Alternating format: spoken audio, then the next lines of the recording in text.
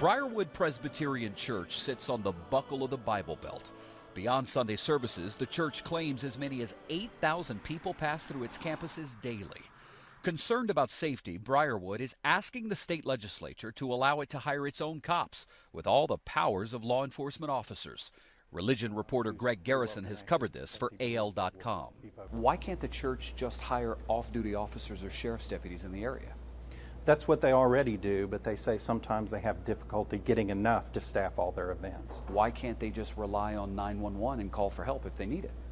Well, they could, but they believe that to be truly secure at all their events, they need security officials there. A shooting this past weekend injured 5 teenagers and a baby at another church just 15 miles north of here. In a statement, Briarwood pointed to recent mass shootings at churches and schools to reinforce their need, saying the sole purpose of this proposed legislation is to provide a safe environment for the church, its members, students, and guests.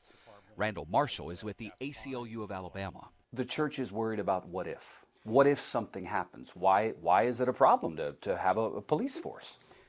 It's a problem because it violates the First Amendment to the U.S. Constitution. This takes what is a core governmental power, the police power, and vests it in the hands of a religious organization as a church. Briarwood would not be the first church with its own police force. The Washington National Cathedral has 18 police officers.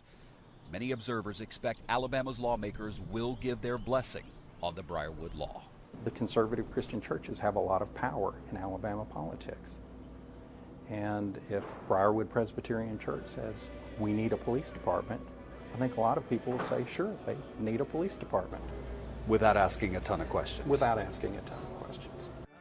We repeatedly asked the church for an interview, but they have denied every one of our requests to go on camera. The ACLU is prepared to file a lawsuit if this bill becomes law. Interestingly, the bill sailed through the Alabama legislature last year, but it died on the governor's desk because he didn't sign it. Now there's a new governor, and her staff is reviewing whether or not it's a good idea for her to sign it, should it get to her desk. David Begnaud, CBS News, Birmingham, Alabama.